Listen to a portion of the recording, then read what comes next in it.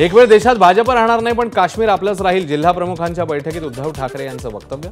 तर वैचारिक विरोध असला तरी आम्ही पंतप्रधानांसोबतच, उद्धव ठाकरेंचं विधान। दगाबाज मित्रापेक्षा दिलदार शत्रू बरा, भाजप दगाबाज मित्र निघाला, उद्धव ठाकरेंनी साधला भाजपवर निशाणा। संजय राऊत यांच्या बहुचर्चित नरकातला स्वर्ग या पुस्तकाचं आज प्रकाशन, रवींद्र नाट्य मंदिरात प्रकाशन सोहळा। उद्धव ठाकरे, शरद पवार, जावेद अख्तर उपस्थित राहणार। पुस्तकात संजय राऊतांकडून अनेक दावे, आपल्याला ईडीकडून अटक होण्याआधी मित्रपरिवाराला त्रास दिला जात होता, राऊतांचा आरोप। थेट गृहमंत्री अमित शहांना फोन लावून आपल्याला अटक करा, पण निकटवर्तीय कुटुंबाला का त्रास देता, राऊतांचा सवाल। ईडी चौकशी दरम्यान ईडी अधिकाऱ्यांवर होता वरून दबाव, राऊतांचा पुस्तकात दावा। वर बोलून घ्या म्हणजे आमच्यावरचाही दबाव कमी होईल, अधिकाऱ्यांनी चौकशी दरम्यान दिला सल्ला, तर आपल्यावर केवळ बाळासाहेब ठाकरे असल्याचं राऊतांनी सुनावलं। मग या काळात केवळ मुस्लिम असलेले मुश्रीफांचं गृहमंत्रीपद हुकलं, खासदार संजय राऊत यांचा नरकातला स्वर्ग पुस्तकात दावा।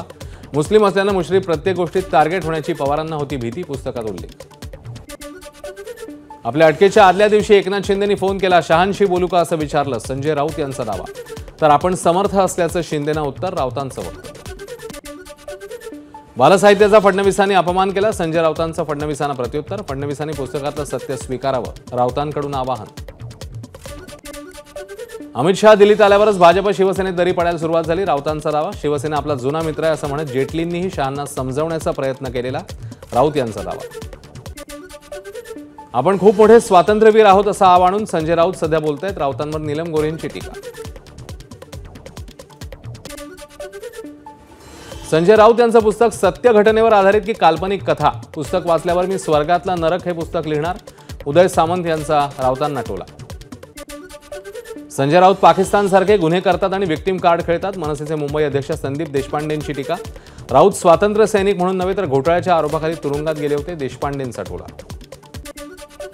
पुणे महापालिका निवडणुकीत अजित पवारांना सोबत घेतल्यास फटका बसेल असं भाजपला वाटतंय, त्यामुळे पुण्यात महायुतीला ब्रेक लागण्याची शक्यता। पुणे शहराध्यक्ष धीरज घाटेंकडून मत व्यक्त। मराठा समाजाला 10% आरक्षण देण्याचा राज्य सरकारचा निर्णय, आव्हान देणाऱ्या याचिकांवर नव्याने सुनावणी, सरन्यायाधीशांच्या अध्यक्षतेखाली विशेष पूर्णपीठ स्थापन, लवकरच सुनावणी। मुख्यमंत्री फडणवीसांकडून पुण्यात 105 नगरसेवक जिंकून आणण्याचं टार्गेट, पुणे महापालिकेत एकूण 166 जागा आहेत, 2017ला भाजपने 100 जागा जिंकल्याचं उल्लेख।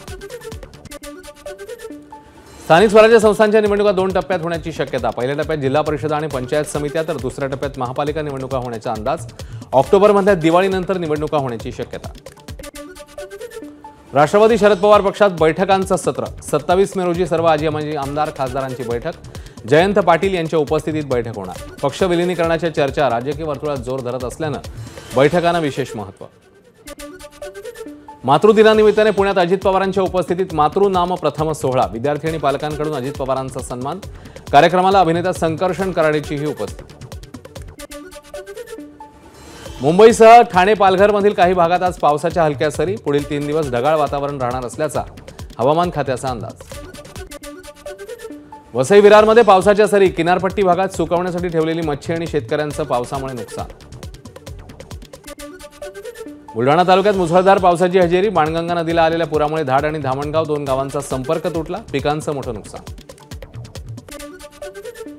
जलतज्ञ राजेंद्र सिंग राणांकडून उजनी धरण परिसराची पाहणी, पिंपरी चिंचवडमधील उद्योगांचं 20 टीएमसी विषारी पाणी उजनीत सोडल्यानं उजनी धरणाचं संपूर्ण पाणी विषारी झाल्याचा राणांचा खळबळजनक दावा।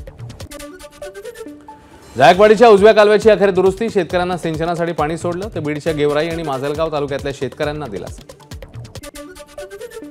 भंडाऱ्यातील कमकापूर गावाचं पुनर्वसन होऊ नये, गावात पाण्यासाठी भटकंती, एकाच विहिरीवर भागवावी लागते, ग्रामस्थांना तहान। बाजारात बोगस बियाणे आढळलं तर कृषी अधिकाऱ्यांना कर्मचाऱ्यांना घरी पाठवणार, काटोल विधानसभेचे भाजप आमदार चरणसिंग ठाकूर यांचा इशारा। बीड तालुक्यातील कुटेवाडी शिवारात अवकाळी पावसामुळे कांदा आणि ज्वारी पिकाचं मोठं नुकसान, शासनाने पंचनामे करून तातडीने मदत देण्याची शेतकऱ्यांची मागणी। मुंबई पुणे द्रुतगती मार्गावर वेग मर्यादेचं उल्लंघन केल्याबद्दल एसटी वाहन चालकांवर कारवाई, दंड वसुलीत शिथिलता देण्याची महाराष्ट्र एसटी कर्मचारी काँग्रेस सरचिटणीस श्रीरंग बर्गे यांची मागणी। हार्बर मार्गावर रविवारी वडाळा ते मानखुर्द दरम्यान अप आणि डाऊन मार्गावर मेगा ब्लॉक, सकाळी 11 ते संध्याकाळी 4 पर्यंत ब्लॉक, या काळात लोकल सेवा बंद असणार, प्रवाशांना ट्रान्स हार्बरवरून प्रवासाची मुभा। पश्चिम रेल्वेवर आज रात्रकालीन ब्लॉक, वसई रोड ते भाईंदर दरम्यान मध्यरात्री 12:30 ते रविवारी पहाटे 4 पर्यंत मेगा ब्लॉक, ब्लॉक काळात धीम्या लोकल जलद मार्गावर वळवण्यात येणार. मध्य रेल्वेच्या ठाणे आणि कल्याण स्थानकादरम्यान अप आणि डाऊन जलद मार्गावर उद्या मेगा ब्लॉक. सकाळी 10:40 पासून दुपारी 3:40 ब्लॉक. पालघर जिल्ह्यातल्या नागरिकांची दीर्घकाळपासूनची मागणी अखेर पूर्ण. आजपासून कच्छसह दादर बिकानेर एक्सप्रेसला पालघर इथे थांबा. खासदार डॉक्टर हेमंत सावरांच्या प्रयत्नांना यश. मध्य रेल्वेवरील पाणी साचण्याची शक्यता असलेल्या 33 संवेदनशील ठिकाणांचा शोध. मुसळधार पावसातही लोकल सेवा सुरळीत राहावी यादृष्टीने उपाययोजना.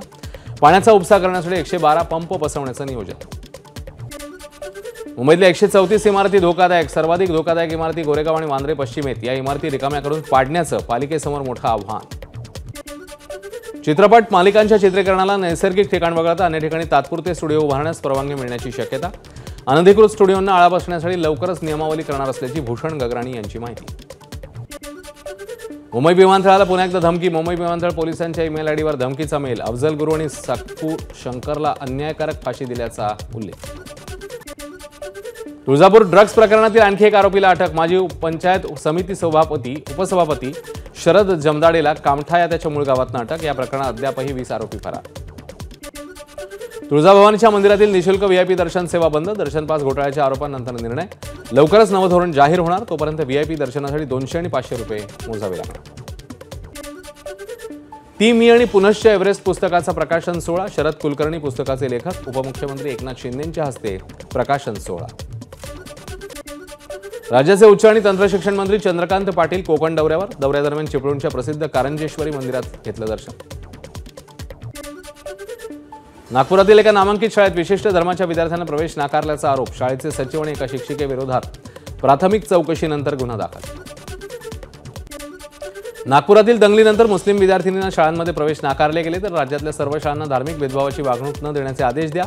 आमदार रईस शेख यांची मुख्यमंत्र्यांकडे मागणी. नागपूरची महिला काश्मीरच्या कारगिलमधनं बेपत्ता झाल्याचं समोर. सुनीता जामगडे बेपत्ता महिलेचं नाव. कारगिल एलओसी जवळून बेपत्ता झाल्याची माहिती. सुनीताची मानसिक स्थिती सामान्य नसून तिचे उपचार सुरू असल्याची माहिती तपासात समोर. नागपूर रायपूर राष्ट्रीय महामार्गावरील कोहमारा चौकात भरधाव ट्रकची सायकल स्वाराला धडक. घटनेत सायकल स्वाराचा जागीच मृत्यू. पोलिसांकडून ट्रक चालकाला अटक. दिल्लीमध्ये आम आदमी पक्षाच्या 13 नगरसेवकांनी दिले राजीनामे. इंद्रप्रस्थ विकास पक्ष स्थापन करण्याचा घेतला निर्णय. युट्यूबर ज्योती मल्होत्राला हिसार पोलिसांनी केली अटक. पाकिस्तानसाठी हेरगिरी केल्याप्रकरणी पोलिसांची कारवाई. आतापर्यंत 6 पाकिस्तानी हेऱ्यांना अटक केल्याचीही माहिती. इस्रोच्या श्रीहरिकोटा येथील सतीश धवन अंतराळ केंद्रातनं उद्या 101व्या उपग्रहाचं प्रक्षेपण. उपग्रहाच्या यशस्वी प्रक्षेपणासाठी इस्रोचे अध्यक्ष व्ही नारायण यांची व्यंकटेश्वर मंदिरमध्ये प्रार्थना. केदारनाथमध्ये हेलिकॉप्टरचा अपघात. हेलिकॉप्टरमधील सर्व प्रवासी सुरक्षित. हेली अँब्युलन्सचा केदारनाथ हेलिपॅडवर झाला अपघात. अपघातात हेलिकॉप्टरचं मोठं नुकसान. आजपासून सुरू होत असलेल्या आयपीएल सामन्यात आजचा सामना बंगळुरूमध्ये खेळवला जाणार. रॉयल चॅलेंजर्स बंगळुरू विरुद्ध कोलकाता नाईट रायडर्स अशी लढाई.